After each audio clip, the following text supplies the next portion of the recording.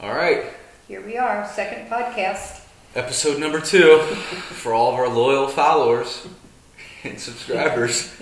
You know, Brett, after we reviewed the podcast last time, you made a comment to me about, we were pretty agreeable on what we talked about. Maybe, if we could get it more into really saying how you feel, which I always think I do say how I feel, but so maybe to talk about conflict or disagreeing. Yeah, and I think kind of my point with that is to kind of do a little bit better job of isolating some particular issues that we have separate points of view on, and maybe we have elements of it that we disagree on, but trying to find where we do agree and maybe come up with a solution. But if you don't pick something that there's separate points of view on, then you can't really get down to the core of it, I think, and start to solve it a little bit. So, Well, you also brought up another good topic to me, or a subject, and I've been thinking a lot about it since last time we were together. And that was the fact that there's certain topics that I don't like to talk about. Confrontational topics for me. And I don't like conflict. I tend to back away. And and correct me if I'm mistaken, but I kind of remember you saying, in a way you should be a little more aggressive or a little stronger in how you feel. And it's interesting because I've mentioned that to a few people, not necessarily mentioning names, but saying that was told to me. And the people that I said that to said, oh no, you don't need to be more confrontational. So that brings me to think, well, is that true in general, or is that specifically true of different individuals that I might be talking to, maybe with a history or something, right? Do you think that makes any sense? I do. Well, and I think that you're a very vivacious person. I think you're not afraid to speak your mind. I think you come across as confident and all those things, and so I can see where somebody would disagree with that, from a personality standpoint. But I was referring to more like individual or specific scenarios or situations or topics where as soon as it becomes kind of more of a the discussion slips into more of a debate or more of an argument, which it does with human beings very naturally, because people are very passionate about their points of view. And a lot of times when someone's talking about something that they are passionate about, a lot of times they will raise their voice. Other times too, when you bring up something that makes somebody feel insecure, or maybe they don't have all their thoughts squared away, then people's natural reaction can be to become loud. Defensive. Become defensive and loud. Protect themselves. And if you allow just the loudness to scare you away, then that person is just going to keep on doing what they're doing. They've kind of succeeded at shirking on the actual conversation because they scared you off just by getting loud. So it's they can keep on. So it doesn't really help anybody out.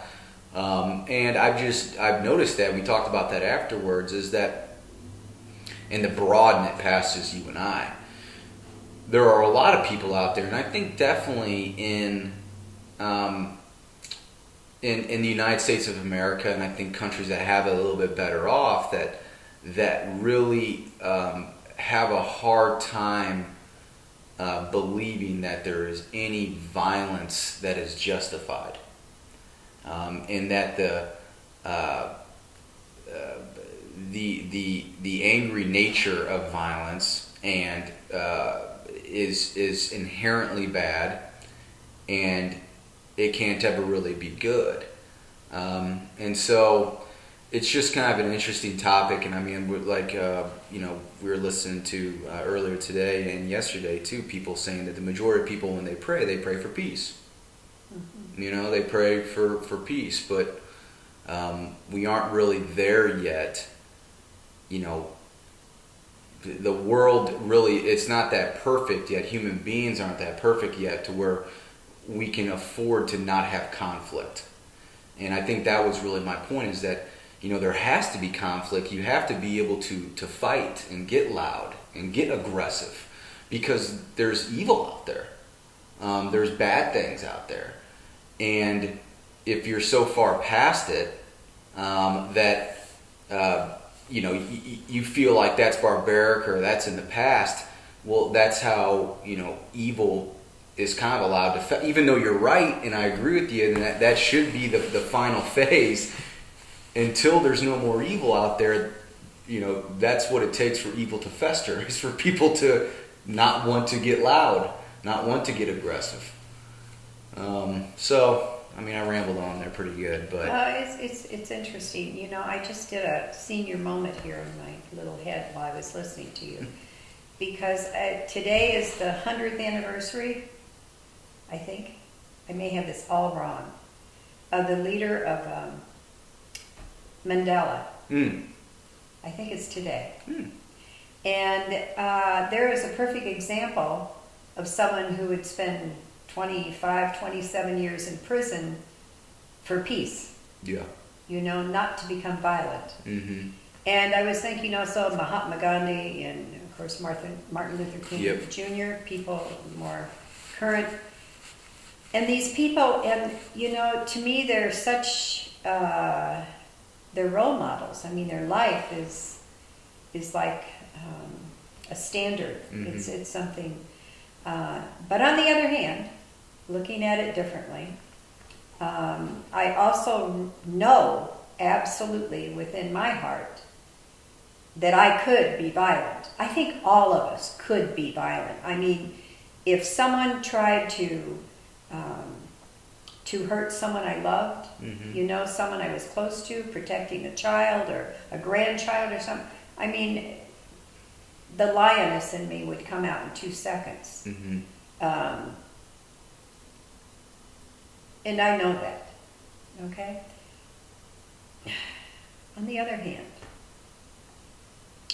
how does one get beyond the loudness and not letting that get in the way? Because you're right. And on the other hand, I'm not a pacifist. I mean, mm-hmm. come on. Watch a person cut me off on the highway, and I try really hard, to say, oh, he's on the way to the hospital, his wife's dying. I try all these thoughts, but sometimes I react. Yeah. But I don't like going through life reacting. I want to respond, to take a breath first, like you're about to. Yeah, and so you want to be in control. I think of myself. Exactly. Yes. Like you don't want anger to control and make you reactive, which I think is a really important distinction there when it comes to violence, because our violence or aggression.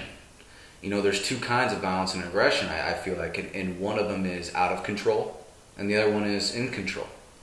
And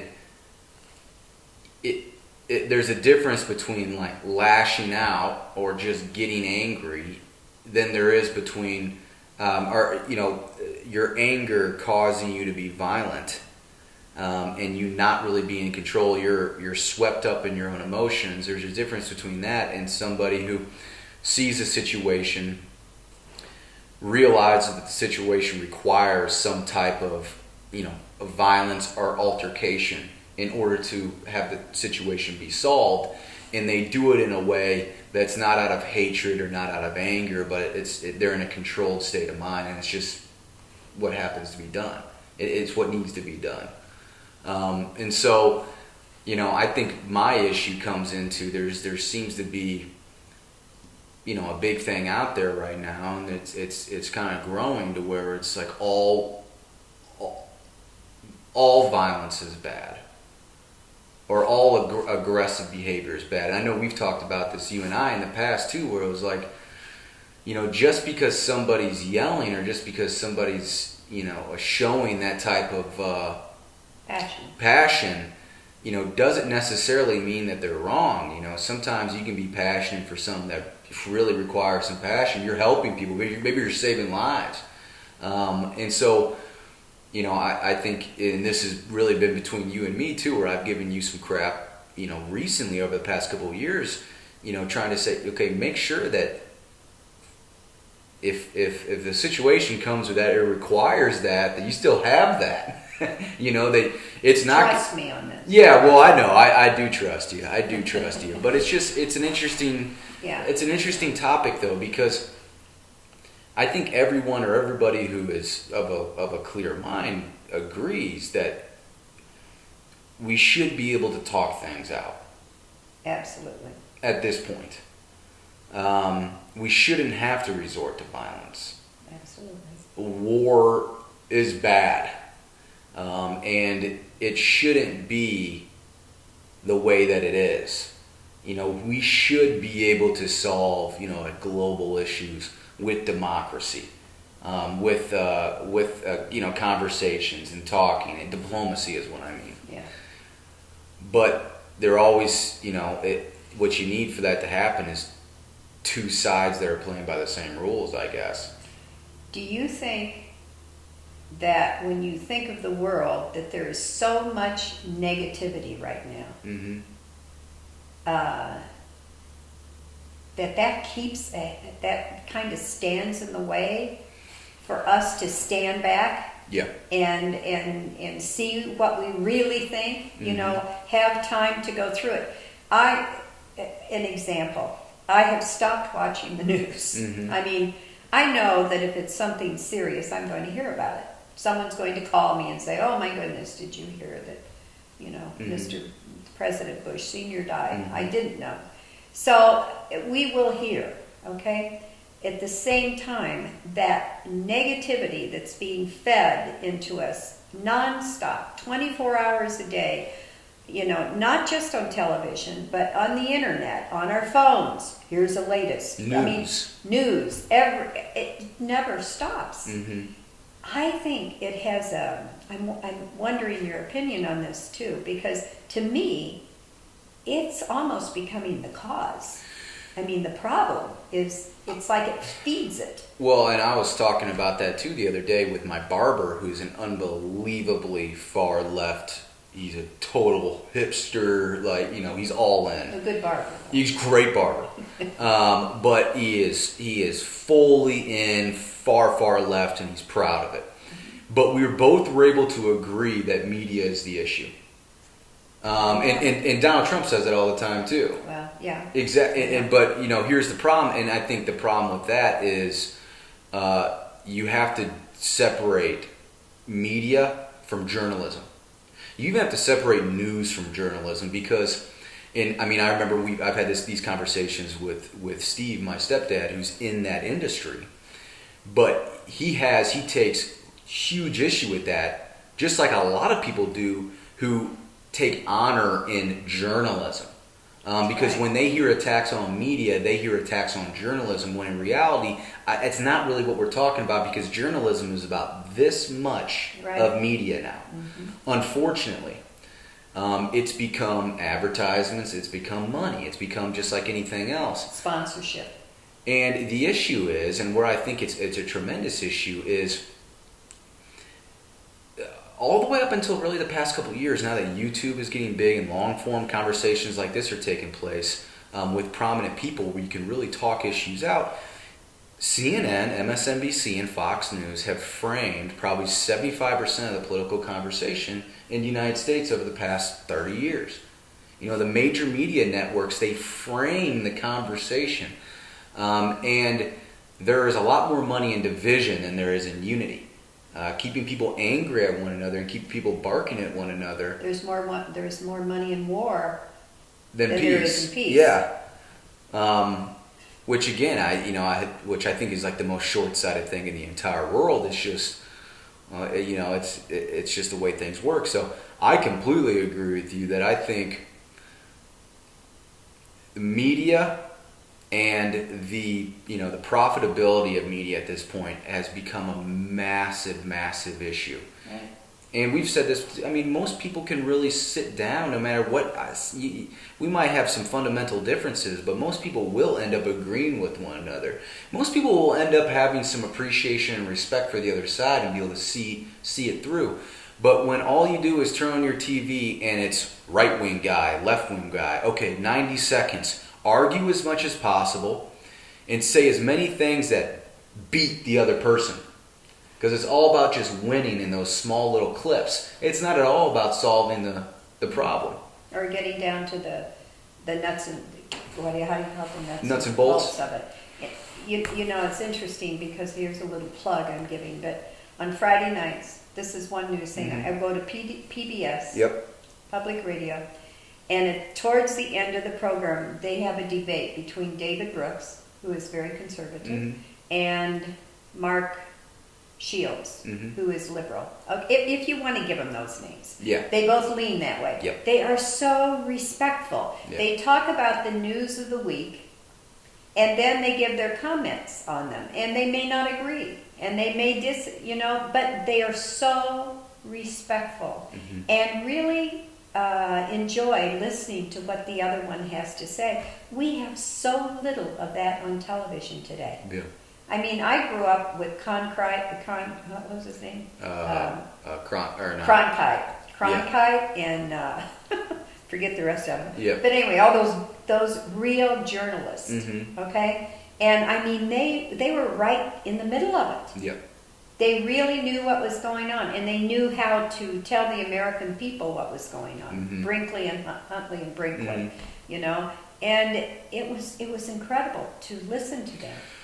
Well, I mean, I think that's one of the biggest things that we need, especially in the United States of America right now, but I'm sure globally as well, because I think that the unfortunately what we've created, the political atmosphere that we've created, like this NFL of politics that we've created in this country has, you watch BBC and you watch how some of these other Western countries operate, and it seems like they've kind of inherited that too. They're becoming us. The media industry and the political industry have combined, and it's, okay, here's the system, here's how things are talked about, and it's very, very divided, and that's really unfortunate.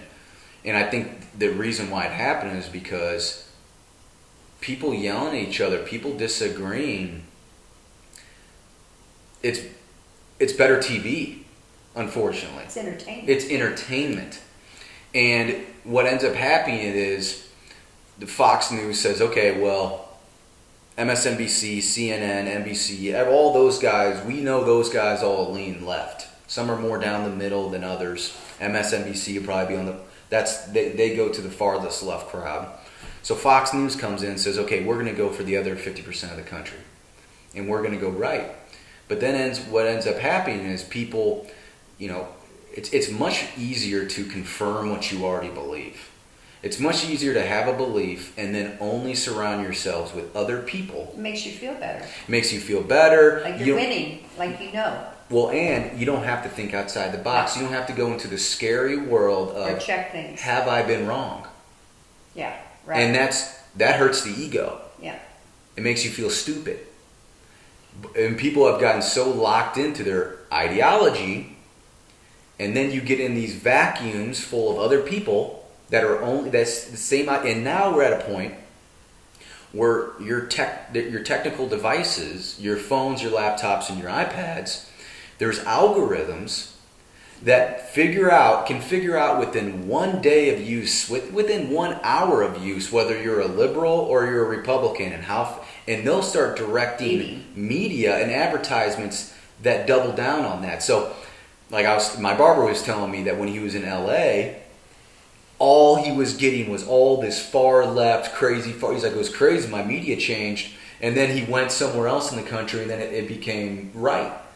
And so, all those are factors that have deep consequences psychologically. Oh yeah, it's a control thing. And they're brand new too. Oh, scary. It's very scary, but You know, another thing, Brett, I mean, people throw this word liberal and conservative out all over the place.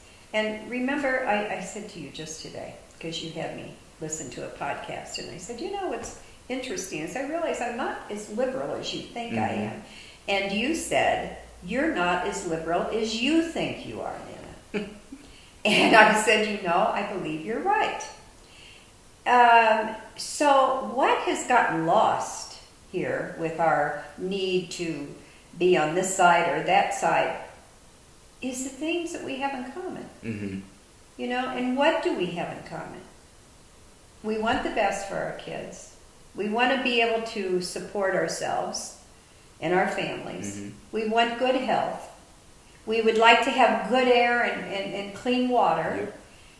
We would like an education or a training for our family.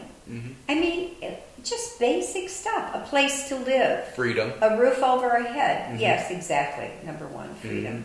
But I mean, that's what we have in common. Yeah. But we don't talk about those things very often. Well, and we run into, here's one thing that stops a conversation immediately, and that is when you label and when you insult. And Like global warming no. versus weather change. Climate change? No, Yeah. I don't think that's a little bit more, that's a little bit too Okay. nuanced. But I mean more, if you get somebody on a television, and this is what happens a lot, you get somebody in a conversation, one person is on the right, the other person is on the left. And I know that both sides do it, but especially over the past 10 years, in my opinion, and this started in the beginning of the Barack Obama administration, was this unbelievable ramp up in identity politics. And identity politics, of course, is the taking the population and breaking it down into different sectors. So this isn't America. America is, there's men, and they're totally different than women. And then there's black people, and then there's black women, and then there's Chinese, or there's Asian, and then there's Latin and Mexican Latin, and Islamic, Jewish, Christian. You break people down into individual groups. At that point, it's much easier to pin them against each other. And naturally, and the reason why I think it's so disruptive too is because naturally we are extremely tribal primates.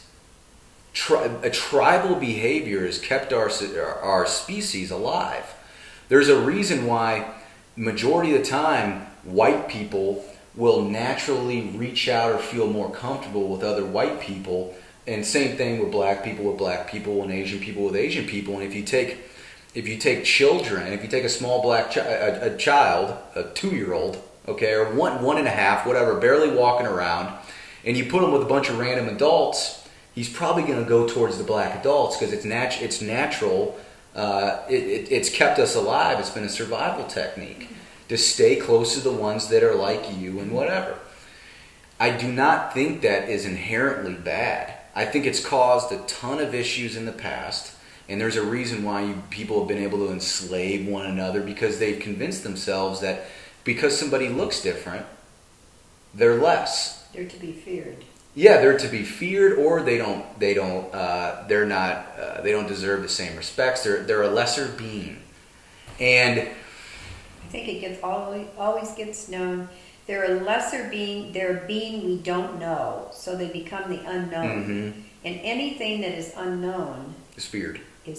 Yeah. And it kind of goes back to that on almost every issue.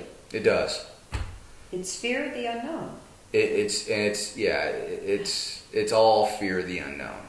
That goes back to mythology, what we were talking about earlier today. Yeah, exactly. It goes back to everything. I mean, if you're out trying things and pursuing things, and you don't fear as many things as you have confidence, you're overcoming it and whatever. But you know, the reason why I went into that is because a lot of times in our media and in the overall discussion, the political discussion, which is really the cultural discussion, it's one and the same. People start off labeling one another. Like if you vote for Donald Trump, okay, well, you're a racist. Okay, well, we can't really have a conversation anymore because you just changed me from a human to a racist. And everybody knows that you can't respect racist. You should be able to throw things at a racist who's talking. You should be able to shout over a racist and interrupt them. And so when you throw out these blanket statements, that's one of the big reasons why I think in today's culture we can't have the conversation. And I think that's why a lot of guys right now on that aren't like Republicans or typical, what you would think of Republicans, are starting to get all this steam underneath them, is because there is different perspective and different point of view, and people aren't racist. The people on the right aren't all racist. And so when you throw stuff, and the right does it to the left too, but that's one of the big things that just crushes the conversation right off the bat. And you're unable to really learn anything after that. And so what do you do from that point? Well, you find out what you have in common. Mm-hmm. And you try to start the conversation on that. Mm-hmm. Which I think that the majority of people in this country have way more in common than they do actually disagree on. I think that the way that the conversation is being structured is a way that pins people against one another. In the whole world, we have more in common. Oh my God, yeah. Yeah. It's all just... It's called survival. Yeah, it's groups of people figuring it out. That's all society is, and it's deeply complicated, but... So... It's interesting if we'll have a future. There's something to throw out. Well, I think we're getting close, and it's interesting because you really, and we've talked about this kind of comes down in the breakdown of religion. Mm-hmm. And globally, the numbers of people that consider themselves religious is just plummeting. And it kind of speaks to, there are some global norms. We really have become a lot more alike. I think especially since the spread of the internet, that allows you can dive into Chinese culture sitting in your backyard in St. Louis, Missouri on your laptop. Mm-hmm. You can dive into Indian culture. You can dive into Australian culture. You can learn all sorts of different things, and I think the more that people learn about each other, the more that there are there's norms. And the fear starts to be diminished a little bit, because as you learn more, it's not the unknown anymore. Mm-hmm. It's becoming the known. Mm-hmm. So in this way, the computer, for instance, is helpful to that. Yes. It's a form of education. Without ready or not. Yes. Yeah, and the communication too, because education and communication, but it's being able to relate to someone in the other part of the world, and you've got Google Translate right there or whatever, mm-hmm. So you can talk to them. Mm-hmm. But where does trust come in all this? Because you have to have trust. You do. And that's you can be able to understand, you can have all the information, but you have to be able to trust the other. The other. Mm-hmm. I'm saying that in quotes. Well, whatever happened to that wonderful saying, I've got your back. Mm-hmm. Yeah. Well, I think that everything's getting a lot closer to trust. I really am optimistic. I think that some of the advances in technology, it would make sense. It really sounds like, I'm sure there's plenty of Greek mythology. There's plenty of mythology along the lines of when man ceases to be able to control his technology, it kind of comes with greed. So I think that there's going to be some major issues with that. I think that it's changing the dynamics of being a human extremely quickly, but we're unbelievably adaptable of a species. But as far as evolving in the form of trusting others and trusting others that don't look like you, I think, I really think that we're there. I think the majority of people are there. Mm-hmm. I think that racism, the way that it was thought of in the past, is basically dead. That's my opinion. I don't think that it really exists anymore. I think it exists in nooks and crannies of the earth and of our culture. What about age? What do you mean? Age may define that a little differently. Those people my age and older may have more problem with that. They certainly have more baggage. That's true. That is true. And maybe more fear, too. Mm-hmm. Because I do see that with younger people, the diversity mm-hmm. that they're up against all the time. And they don't even, they hardly notice it. Mm-hmm. It appears that way. I'm not them, so, I have to be careful not to speak for them. But it's beautiful to see a group of kids doing something together, and you see all the different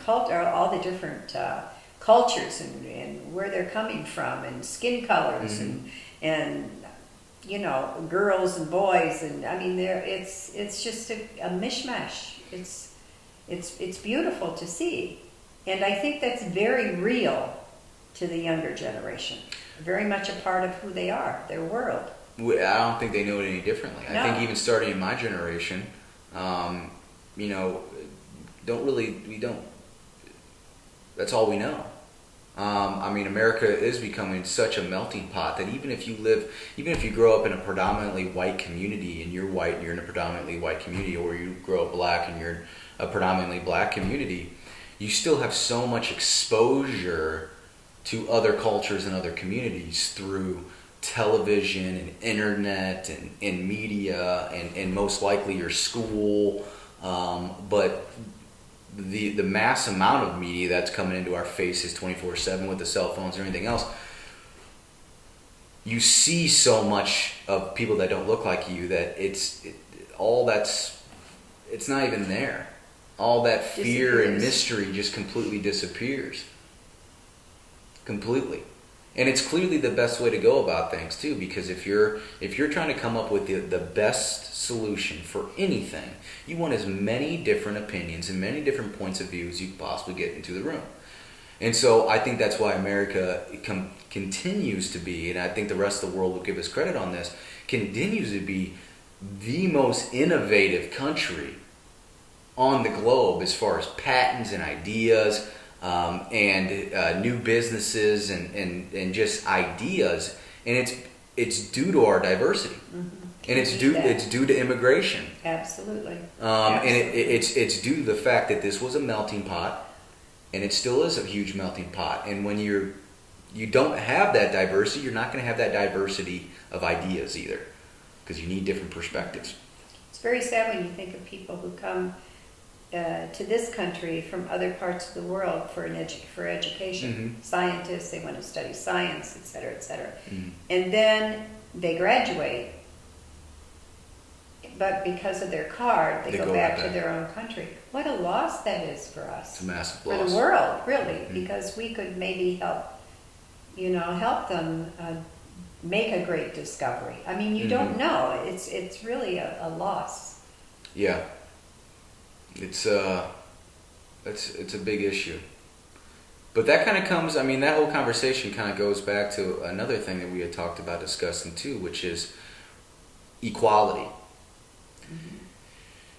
And I'm thinking about that preschool class you were just talking about that has, one of every gender and race, okay? And they're all playing together. And there seems to be, this is one of those fundamental arguments that I think separates a lot of people. And it's the difference between equality of opportunity and equality of outcome. And there's more the socialist point of view that, or what the far left would a lot of times relate with, which is that in a perfect society, there would be an equality of outcome. Basically everybody would succeed. There wouldn't be any losers. Do you take any issue with that? Well, it's a utopian idea, I think. I mean, there's an awful lot you have to take into this scenario. I mean, you have to take culture, you have to take upbringing, education, of course, you've said, but there is an awful lot that goes on that we're not aware of that can health, mental health. So I don't know. I don't think we can control that. I think those are still things that are out of our hands. So, I mean, the reason I bring it up is because there's so many different companies out there now that are requiring a level of diversity. They're requiring like a certain amount of women to be on a board, for instance. And here's my thought on that, is that I understand the notion. I understand why we would go about it that way and why people would think that that's a really good idea, because they would think that, okay, well, it seems like the right thing to do. But at the end of the day, if you're going to have no racism, if you're going to have no prejudice, if you're really going to treat everybody with equal respect, then there really should be nothing, there should be no special gifts or scholarships or requirements for anybody. And that's kind of the difference between equality, the difference in equality of outcome and the equality of opportunity, because I think in this country what we need to do is, at this point too, is you have the freedom to do whatever you want to do with your life. You have the freedom over your own personal choices. And so you kind of have to get out of the way and allow that to happen. And I think that it doesn't end up painting the same utopia that a lot of people have on their minds, which is, for every... there's differences between people is basically what I'm getting at. Yeah, that's the same.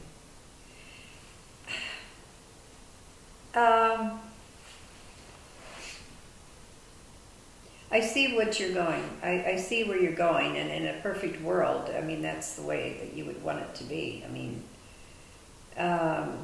but I'm not sure we're quite there yet. I'm not sure that we're quite there yet. I was going back to prejudice, when we were touching on that, and diversity and all the differences. And I was realizing, someone said to me the other day, but still if I walk down a street,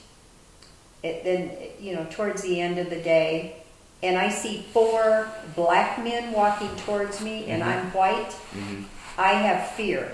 All of a sudden I feel fear.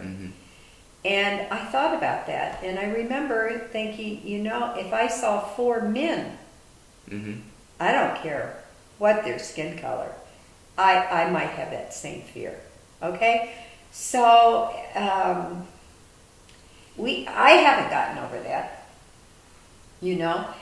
At the same time, I am an older woman with maybe more experience. So therefore, I'm constantly watching where I am. Okay? So I'm on guard, no matter where. If I go out to a parking lot and it's dark and the lights are out, I'm going to probably go back to the store and ask for someone to walk with me.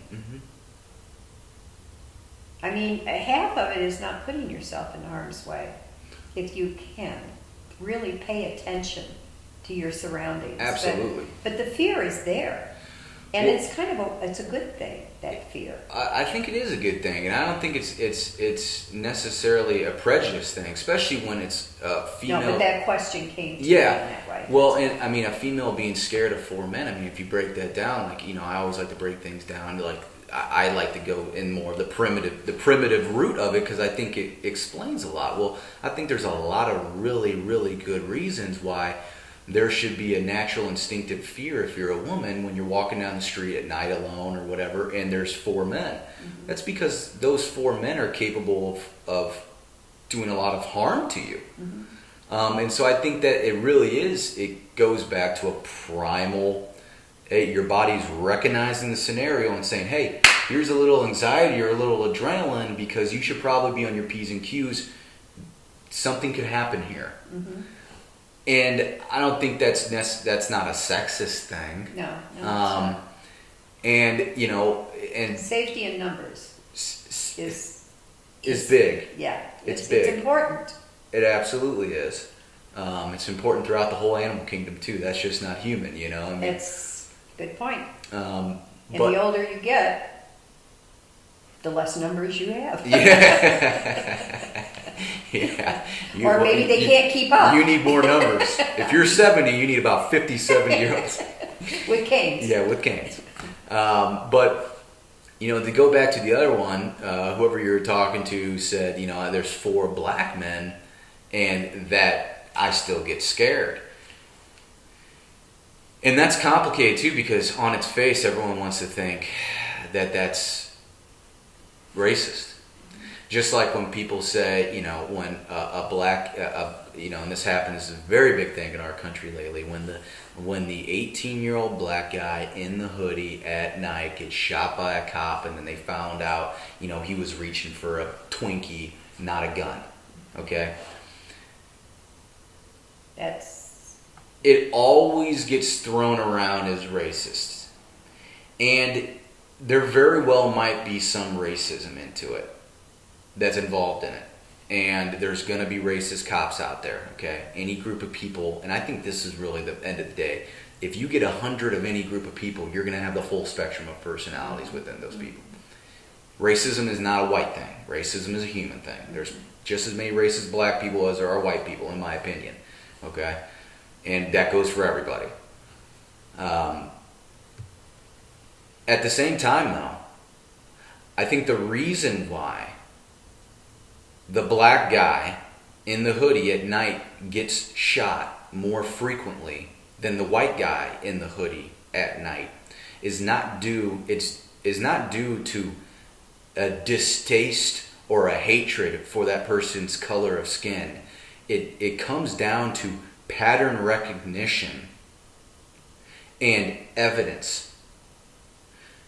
When you are 75% more likely to be in a homicide in an all-black neighborhood than you are in a white neighborhood, then you know as a police officer going into that neighborhood, it's full of homicides. There's tons of violent crime.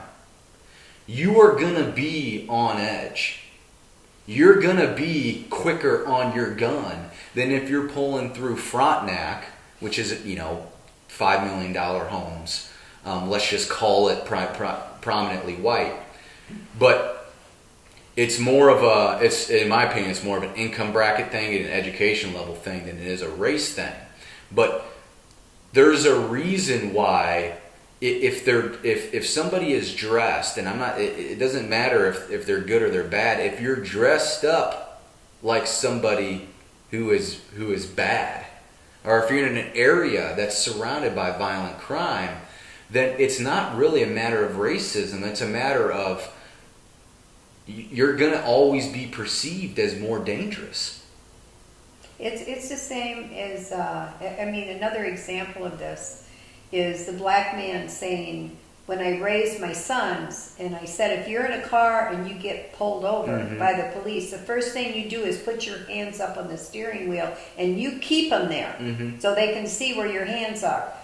Well, I heard that. I listened to that, and I thought, now that father's really teaching his son, good or bad, whoever that cop is, he wants you to know what to do to stay alive. Yes. Okay? So he's really teaching. Mm-hmm. The same way with the hoodie and all of that. My kid right now today, I would say black or white. You do not wear the hoodie in the dark. I'm sorry. Yes. I know you want to. All your friends have it. Take it off. Yes. Because this is an invitation for danger. Yes. That's what I think is missing right now. Mm-hmm. Not the whole thing about the cops are after the black. I mean, and that's true. Maybe it is true. I mean, I say it's true. I don't know. That I will go along with. You know, we have this story right now with this undercover guy that got beaten up by the 3 cops, and the other one kept his mouth shut, and he was an undercover policeman. Mm-hmm. So, and who happened to be black. But I mean, those things happen. We know they happen. So don't spend all your energy saying, how can I stop this from happening? See what you can do, just like me walking down the street. You know, what can I do to prevent something from happening? Yes. And yeah, absolutely Or does. can I? Well, yeah, it can I. And I mean, we're all living in this melting pot now. Mm-hmm. And we've all gotten to figure out, we've all gotten to take a look at our cultures. And up until about, whatever, 100 years ago, I think it was still pretty, everyone was kind of doing their own culture. Even now, most people are still just in their own culture. Right. And different races have different cultures. Mm-hmm. We can kind of look across the spectrum of all the cultures. And I think at this point, we have to evolve past this, ooh, am I racist? Am I not racist? Are you racist? Are you not racist? And forget about that and start looking at the situation correctly. And start looking at people's cultures and saying, okay, well, where is your culture bad and your culture good? And how can we learn from one another? And how can I respect you? Well, and your culture? Exactly. And I can't if I don't understand it. So can you share that? Well, and we can't if we don't allow our cultures to be shared. Yeah. And I mean, this is one of the big. Both ways. It's one of the big things that people like all the time now. Like Halloween has become this huge politically correct thing because you're not allowed, as a white guy, you're not allowed to dress up like a Native American, or you're not allowed to dress up. Now people like celebrities have to apologize for putting on a sombrero and a big mustache. And looking like a mariachi band guy, they have to apologize for that because it's called cultural appropriation. You are not being sensitive to our culture. Basically, if you aren't one of us, you can't act like us. And that's a liberal thing. And it's not right. Well, it's completely shoots their own motives in the foot, because what you want to do is you want to blend the cultures as much as keeping your culture to only people that look like you is a racist thing to do. That's very interesting, Brett. That's exactly correct. You should be able, but here's what happens. People start realizing where your culture's crappy. People start realizing your deficits. And I think that doesn't make people feel good either. But there are clear in white Anglo-Saxon culture, there's issues, there's weirdness that comes out of it, there's problems. Every group of people, I think what I'm getting at is there are differences between the races. And that needs to quit being thought about so negatively, like it's a bad thing. Be celebrated. People aren't ever going to be equal. But it takes all of us in order to have that blend, and that's the recipe. If you have too much of one thing and not enough of another, you get issues. And you also get very bored. Oh my God! And you start coming up with all these weird taboos. Taboos come out of it. Yeah. Fake news. and all that stuff. And so across the board, it's bad. But I want to get to a point, and I mean, you and I always talk about this, and I know that we're running out of time, and we probably need to wrap it up soon. Yep. But I will say, and maybe we'll pick up on this next time more. But I live in downtown St. Louis, and I've lived in downtown St. Louis for the last 7 years or so. And I've lived in very, very low income environments, and I've lived in the more nice environments that we have in downtown St. Louis currently, which are few and far between. But I've lived in a very, it's tons of black people. A lot of black people. I've been thrown into the black culture, and I've been thrown into the lower income black culture, the hood. And I've been thrown into, it's a big diversity between white and black people in downtown St. Louis. And what you've realized and what I've realized is that, the inability to learn and the inability to accept this desire to keep the culture the way it has been has slowed down a lot of cultures. That there's a lot there's a lot in the black culture right now that they could learn a lot from white culture. And that shouldn't be such a racially loaded thing, and vice versa. And